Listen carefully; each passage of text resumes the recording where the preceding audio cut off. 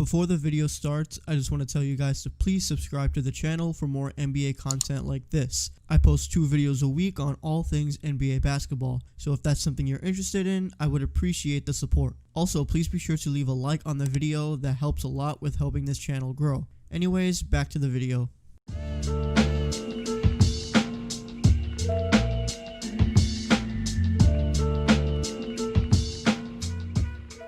Jimmy G Buckets. The G stands for gets.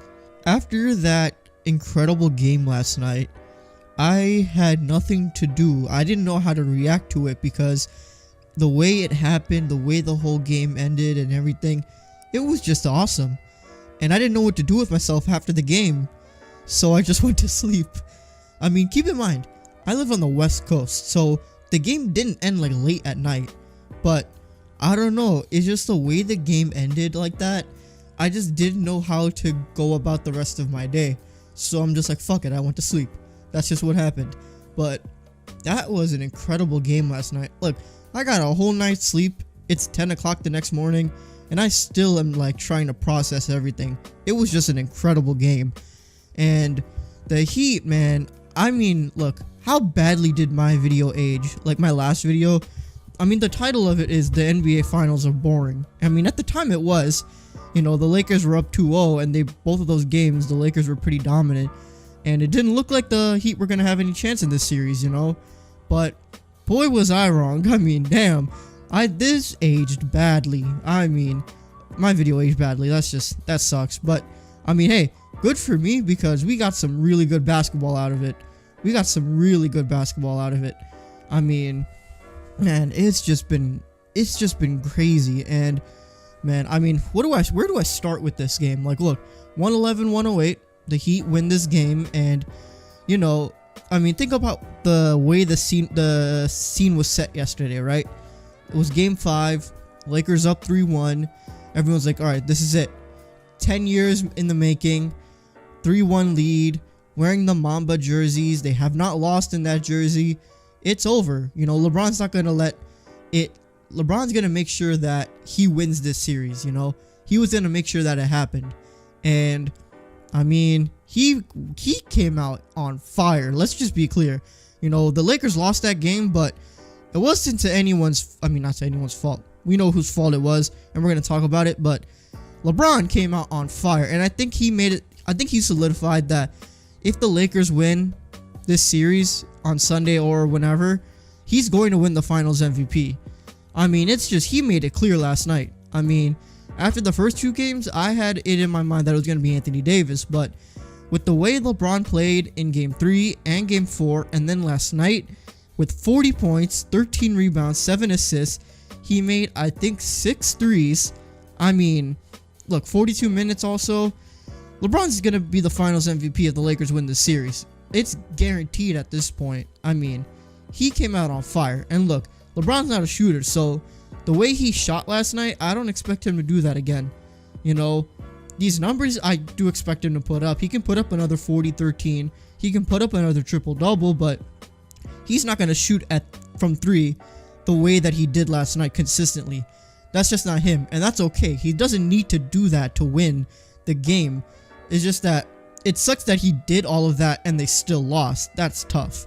Anthony Davis, look, he played the same amount of minutes as LeBron, which was actually surprising to think about now because he got banged up twice.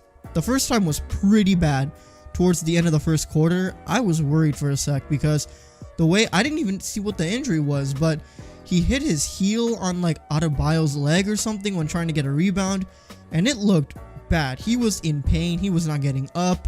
But then, you know, he was able to come back in the game, which is good because the Lakers need him. And if he's missing any significant amount of time, obviously that's going to be bad for LA. But I think that he's going to be okay.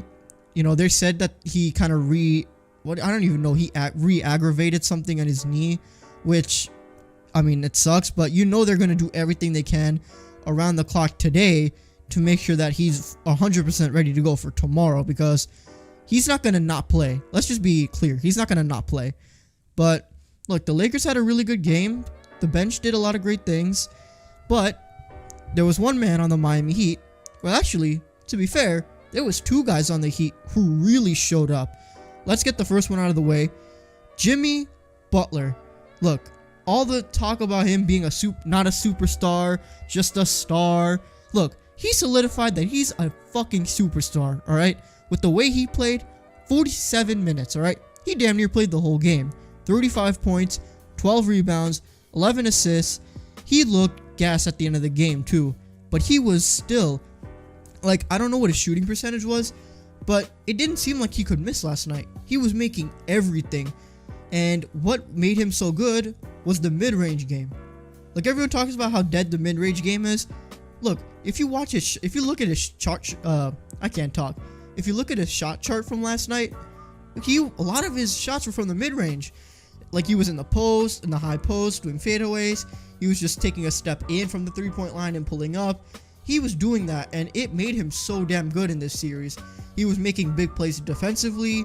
He was doing it all. He was doing it all for the Heat. And that type of play is what you expect from the star of your team on the NBA Finals. And look, we know how much of a dog he is. Him being down 3-1 doesn't mean shit, right? He's not going to just stand by and give up like other teams could. He's going to fight till the very end. And this game was just proof of that. I mean, and that's just what this Heat culture is. So, you know, he exemplifies why the Miami Heat were a perfect fit for him, because the way he plays and the heart and the grit that he has just works. And it's why the Heat won last night and why they're not being counted out now. Duncan Robinson, look, he was due for a big game. Tyler Hero had his big game. You know, Jay Crowder, Bam Adebayo, they've all had their great games, but everyone was waiting for when Duncan Robinson would have that moment. And he did last night. 26 points, 5 rebounds, 2 assists. He made, I think, 7 or 8 threes. I don't know which one, but he couldn't seem to miss either. He was shooting at a high percentage, doing exactly what he's supposed to do for the Heat, which is just shoot the damn ball. He did that, and he made his shots. He even got fouled on a couple of threes. He did everything. And look, if you watch who was guarding him, he did such a good job of breaking down the Lakers defense, because there were so many instances where KCP or Kuzma or whoever was on him would get caught ball watching. And what that would do was give Robinson enough time to move over and get an open shot. Either that, or he was just great at running around and just trying to get an open shot. That's what his job is, and he wasn't doing that at a high percentage in the other games, and that's why the Lakers were so good, and that's why they were able to win, because they were able to not let Robinson shoot the ball. But this time they weren't. He was able to shoot a lot, but he was able also to make his shots. So, look, Duncan Robinson had an incredible game, and it's good to see, because, look, I love a good sharpshooter.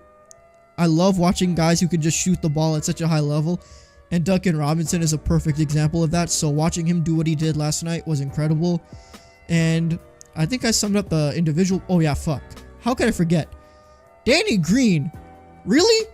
Danny, I mean, look. Actually, you know what? I see a lot of people talking shit, saying that LeBron was wrong for passing up the ball. That was the stupidest argument ever. Like, are you kidding me? He had like 4 people on him. Danny Green was wide open. Of course you're going to pass the ball to the guy who was supposed to be your shooter. It's not on LeBron that the play happened the way it did. It's on Danny Green for missing a wide open shot. He has not been a reliable shooter for the entire playoffs for this Lakers team, and that was just another example of that. You wonder why he gets trending #1 on Twitter every fucking game, because he can't shoot. His jersey says how many more. Well, how many more fucking threes is he going to miss? Look, he's been trash all playoffs, and this is just another example of that. But look, even when Danny Green missed a shot, Markieff Morris was somehow able to get the rebound, and there was 7 seconds on the clock. And if you look at what the court looked like when Keith got the rebound, LeBron was actually open. So you could have dumped it off to LeBron, and then he could have made something happen. He tried to throw it to someone open, and it was a misfire. No, he just threw it, and no one was. Yeah, here we are now. The Lakers lost that game. They're up 3-2 still, so they still have the edge. And, you know, all eyes are going to be on Sunday for them to close it out or for the Heat to force a game 7. You know, I mean, everyone's going to talk about, hey, can the Heat come back down 3-1? And look, from what we see from this bubble environment, 3-1 leads don't mean shit. I mean, look at what the Nuggets did 2 times in a row in the playoffs, right?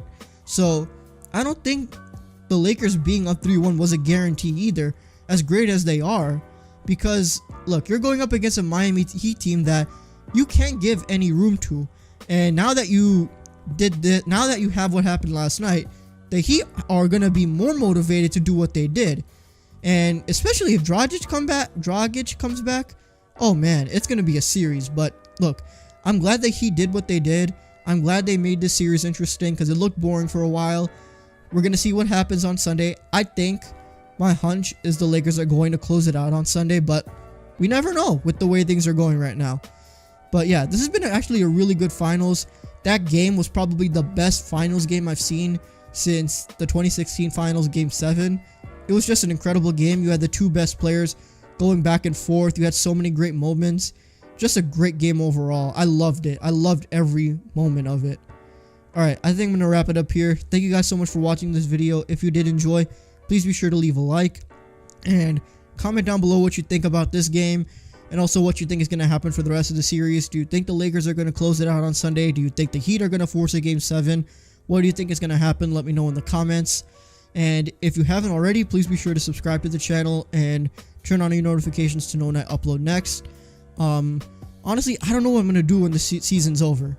I'm going to have to do a lot of thinking to figure out what I'm going to upload on this channel regularly when there's no basketball. I'll figure it out.